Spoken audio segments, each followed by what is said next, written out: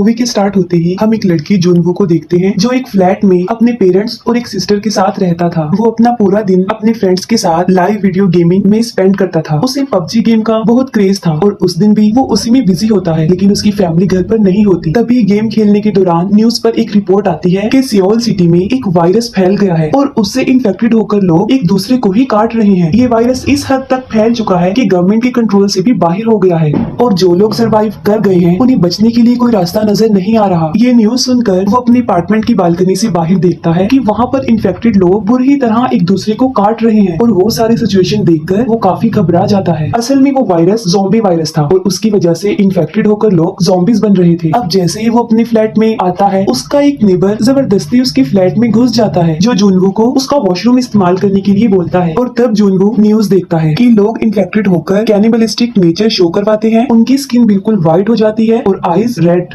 और बस इसके साथ ही उसका नेबर एक ज़ॉम्बी में कन्वर्ट हो जाता है। लेकिन फिर भी जुनवू उसे अपने फ्लैट से बाहर निकालने में कामयाब हो जाता है और फौरन वो दरवाजे को बंद कर लेता है। जुनवू को उसकी फैमिली का मैसेज भी आता है कि क्या वो ठीक है, और एक मैसेज आता है स्टे अलाइव। वो एक स्टिकी नोट पर अलाइव लिखता है और उसे अपने पेरेंट्स की पिक्चर पर चिपका देता है और ये वो एज अ मोटिवेशन करता है। जुनवू खुद को फ्लैट के अंदर ही बंद कर लेता है और मेन डोर पर fridge as a barricade use करता है ताकि वो ज़ॉम्बी अंदर एंटर ना हो सके। हेल्प के लिए वो एक सेव नोट यानी स्टे अलाइव सोशल मीडिया पर अपलोड करता है ताकि कोई उसकी पोस्ट को पढ़ के उसकी हेल्प तो करे, लेकिन कोई भी उसकी मदद के लिए नहीं आता क्योंकि जहाँ पर वो रहता था वो सारा एरिया ही ज़ॉम्बीज की लपेट में आ गया था। ये सब कुछ उसने एक ड्रोन के जरिए पता लगवाया था जब उसके पास सिग्नल अवेलेबल थी। उसके मोबाइल फोन की बैटरी भी डेड हो चुकी थी। नेबरहुड में ये वायरस तेजी से फैल चुका था और सब लोग ज़ॉम्बीज बन गए थे। इन ज़ॉम्बीज की एक खास बात ये थी कि ज़ॉम्बी बनने के बावजूद भी अपनी डेली रूटीन की सारी हैबिट्स याद रखती थी, जैसे कि सुनना, देखना, मूवमेंट और डेली रूटीन। जैसे अगर वो सुबह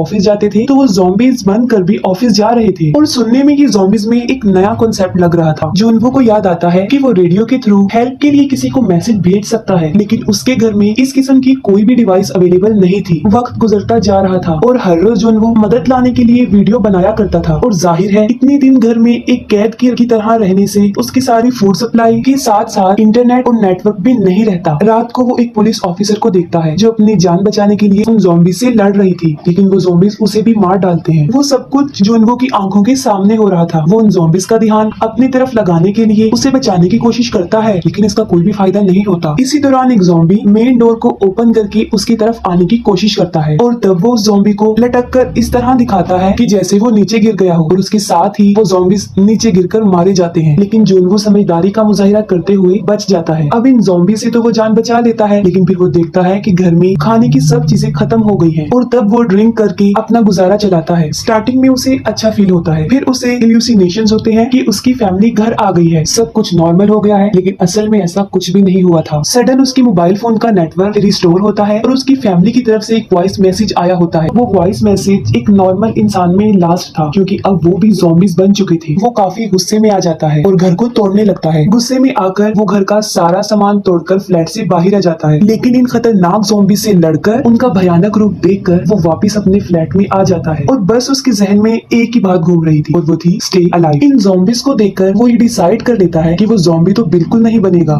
ये सोचकर वो खुद को फांसी लगाकर सुसाइड करने वाला था और तभी कोई सामने वाले फ्लोर से एक लेजर लाइट की मदद से उसे बचा लेता है। वो उठकर देखता है तो उसके सामने वाली बिल्डिंग में एक और सर्वाइवर बची थी जिसका नाम किम यूबिन था। वो दोनों डेली सिग्नल्स के थ्रू बातें किया करते थे। यूबिन ने अपने घर के मेन डोर पर एक ट्रैप भी लगाया था जिसके अंदर एक ज़ॉम्बी फंस जाता है और मौके का फायदा उठाकर यूबिन उसे मार डालती है। यूबिन एक अच्छी लड़की थी, वो किसी को भी मारना नहीं चाहती थी, लेकिन सिचुएशन कुछ ऐसी थी कि उसे उस ज़ॉम्बी को मारना पड़ा क्योंकि अगर वो उसे न मारती तो वो शायद उसे मार डालता। यूबिन देखती है कि जुनवू काफी दिन से भूखा है तो वो उसे खाना देने के लिए एक रस्सी को बांधकर उसके अपार्टमेंट में फेंकने की कोशिश करती है, लेकिन जिस बॉल के जरिए वो रस्सी को उस फ्लोर तक फेंक रही थी वो वहाँ पहुँचने की बजाय नीचे गिर जाती है। तब जुनवू अपना ड्रोन भेजता है और ड्रोन के जरिए उन दोनों के बीच एक रस्सी बांध दी जाती है और जुनवू तक खाना पहुँचाया जाता है। उसके बाद एक ज़ॉम्बी उस बॉल को देख लेता है जो अपनी रियल लाइफ में एक फायर फाइटर था और उसे रस्सी पकड़कर आसानी से ऊपर चढ़ना भी आता था क्योंकि ये ज़ॉम्बीज की नेचर में शामिल था कि वो अपनी किसी भी हैबिट को नहीं भूलते। वो उस बॉल को पकड़कर खींचता है जो रस्सी के सहारे यूबिन के रूम की एक टेबल से बांधी गई थी। वो टेबल अपनी जगह से मूव करता है और जोर से आकर यूबिन को लग जाता है जिसकी वजह से वो बेहोश हो जाती है और वो ज़ॉम्बीज रस्सी को पकड़कर ऊपर चढ़ने लगते हैं। जुनवू अपना ड्रोन उस ज़ॉम्बी की तरफ भेजकर उसकी अटेंशन को डाइवर्ट कट करता है और उसके फेस पर एक कट भी लगा देता है। लेकिन अब जुनवो के मेन डोर पर भी ज़ॉम्बीज दरवाजा तोड़ने की कोशिश कर रहे होते हैं, जिससे उसका ध्यान ड्रोन के कंट्रोल से हट जाता है और वो ज़ॉम्बी उस ड्रोन को पकड़ लेता है। लेकिन इसी दौरान यूबिन होश में आ जाती है। वो उस ज़ॉम्बी का हाथ काट देती है और वो सीधा जाकर नीचे गिरकर मर जाता है। जुनवो डिसाइड करता है कि वो आसपास के फ्लैट में जाकर वहाँ पर खाना ढूंढेगा। वो एक ज़ॉम्बी के पास से चाबी लेता है और फ्लैट के अंदर चला जाता है और जिस ज़ॉम्बी से उसने की ली थी, जुनवो को लगता है कि शायद वो ही फ्लैट का ऑनर है। उसको वहाँ पर खाने पीने के साथ साथ वॉकी टॉकी, एयरफोन्स और इसके साथ साथ माउंटेन हैकिंग का सामान भी उसे मिल जाता है, जिससे वो सोचता है कि यहाँ पर रहने वाला आदमी काफी एडवेंचर था। फिर वो बेडरूम में जाता है और वहाँ पर एक लेडी को देखता है जो कि मर चुकी होती है। लेकिन उस फ्लैट का मालिक ज़ॉम्बी आकर जुनवो पर अटैक कर देता है, लेकिन वो किसी तरह अपनी जान बचाकर वहाँ से निकल जाता है। वो एयरफोन्स की मदद से रेडियो के थ्रू मैसेज भेजना चाहता था, लेकिन अनफॉर्चुनेटली रेडियो भी डाउन था। अब जुनवो एक वॉकी टॉकी यूबिन को भेज देता है। वो दोनों वॉकी टॉकी के जरिए काफी दिन तक एक दूसरे से बातें करते रहते हैं। यूबिन जुनवो को बताती है कि उसे हाइट से बहुत डर लगता है। यहाँ पर हमें ये रियलाइज होता है कि खाने पीने के अलावा